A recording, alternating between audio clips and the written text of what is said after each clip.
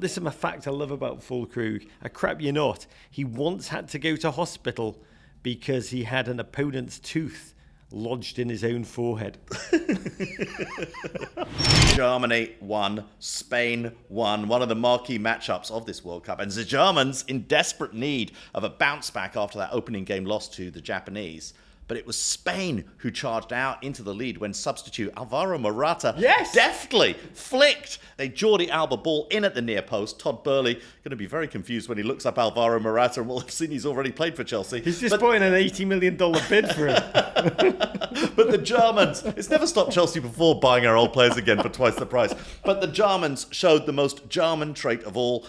Being German, they clawed their way back into the game. They drew level in the 83rd minute with that mid-range 1940s-era Luftwaffe bomber, Fullkrug. He sent a blast past Unai Simon in the Spanish goal, and so the Germans now face a must-win game against Costa Rica in order to make the round of 16. Two Euro giants bouncing into this game, which was always on paper the Godzilla Mothra Rumble of the first round.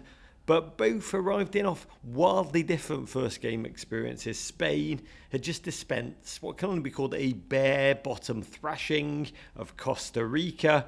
And Germany, looking unbalanced, vulnerable, humiliated in their own way, losing to Japan. Albeit they'd sighed a German sigh of relief. The Costa Rica result, which we will discuss earlier this morning, meant that this was not the must-win that they feared. They were not now staring down the barrel of the gun of a second straight group stage exit, but they also know they needed a performance. They need to ratchet up interest at home. Fascinating storyline that's not been really reported. Viewing figures in Germany have apparently been incredibly low.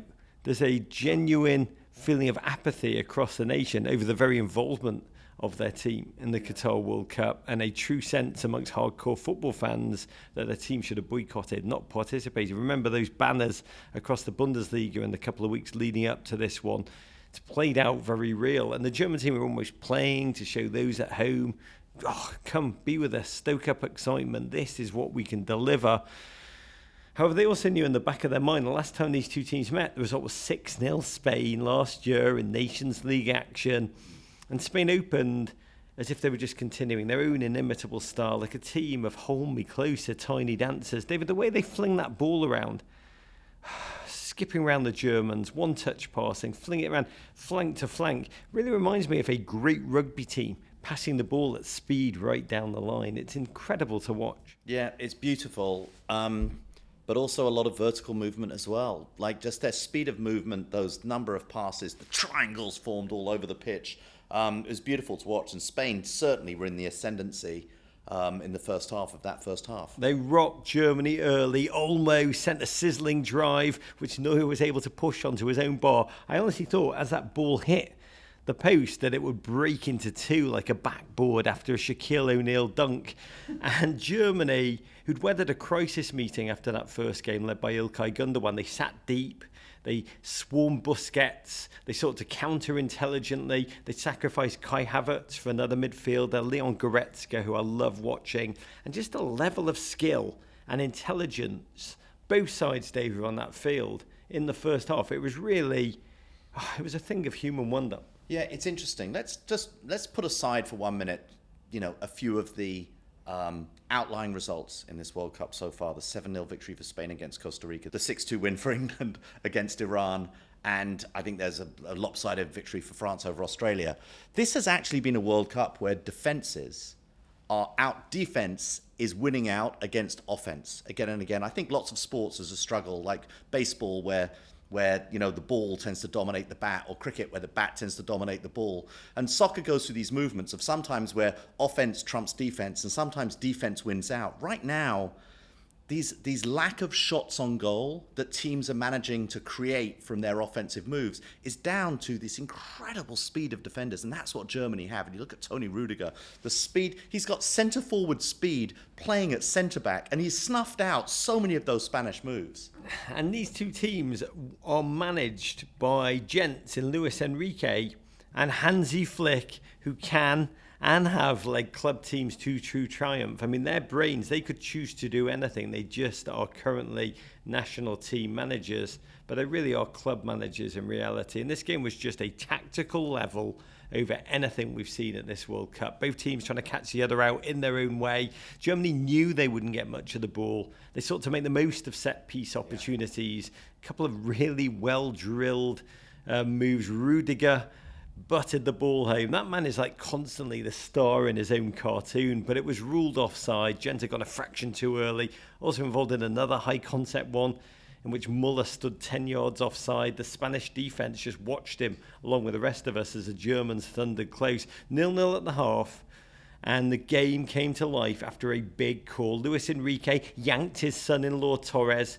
No orgies, he said to him as he walked off, and replaced him with the off-malign Morata that they told you not to worry about. Finally, for Spain, a proper number 9, and the move paid off almost immediately. Yeah, amazing. Jordi Alba plays him in. Delicious low cross. Delicious. And Alvaro Morata, not really a Morata-like goal. In that it was a goal. Yeah, well, and that it was not scored with his head, but it was a fantastic finish. It was beautiful. Oh, it's astonishing because he still had a lot to do, and he got there maybe half a foot ahead of a desperate defending boot of Sula to clip artfully, clinically, lethally past the suddenly exposed Neuer at his near post. And I'm so bloody happy for this man. Second time this tournament he's come on as a substitute, found the back of his neck. 30 years of age. And this is his 29th goal for Spain, a butt of jokes at Chelsea, and to see him thrive again with the world watching, it's proof never too old to find happiness. I'm saying that for my benefit right now, but Germany had their chances. Musiala slipped through by Sané, went across the keeper with venom, but was slapped away by Simon. Even as John Strong used his ejacu goal voice, and Strongy then started to lay down the Germans' obituary, talking about how this will be back-to-back defeats in the group stage for Germany for the first time since 1958. But you write Germany off at your peril. We've seen this so many bloody times, Dave, as football fans. Musiala swivelling into the penalty area, and Fullkrug was like, not you again, let me do this. Yeah. What do you make of this gentleman, Dave? A 29-year-old having the club season in his life at Werder Bremen, just roofed the ball, this World Cup of roofed goals, with an exclamation point. What an unlikely saviour. Yeah, he's a throwback German, one would have to say. Fullkrug. Fullkrug. And we'll have to call Derek Ray for that pronunciation to get it proper. But he took it off Musiala. Slightly weird deflection in the build-up. I thought it was handball for a second. And then Fullkrug came in and stole it and won the game. Put it in the roof of the net. They're just our favourite goals, Roger. This is incredible about Fullkrug. This time last year he was playing in the second division in Germany.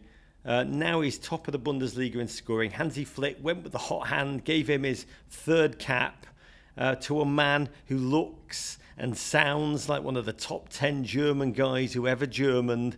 This is a fact I love about Fullkrug. I crap you not. He once had to go to hospital because he had an opponent's tooth lodged in his own forehead. Deliberately. Yeah. You think you scare me? I'm going to rip your tooth out and stick it in my own forehead. There. That showed you. And we've always said spite is the greatest motivator in football, Davo.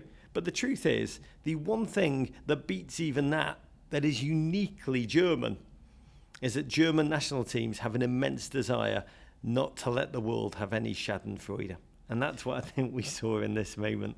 Yeah, it was really a beautiful goal. And as you said earlier, this was, without any doubt for me, the highest quality game I've seen so far in this tournament. Both sides superb, often snuffing each other out, outside each other's penalty areas, but just brilliantly played football. Yeah, and a fantastic climax. A game that began as a technical masterpiece ended completely hammer and tongs. Germany live. Spain showed they're human after all. Really 90 minutes of delirious, masterful play. This was the World Cup's first true epic rumble. And if both teams win their next game, Germany against Costa Rica, they will proceed after an incredible spectacle that we really all marvelled at. Spain actually just need a draw. Germany need a win and hope that Japan don't get anything off Spain. Yeah. But it was beautiful, the ending. Just ended with both managers, arms around each other, both marvelling, as we did, at all that they just witnessed. Listen to the full version of this podcast and all our podcasts wherever you get your pods. But first, subscribe here for more Men in Blazers videos. And courage.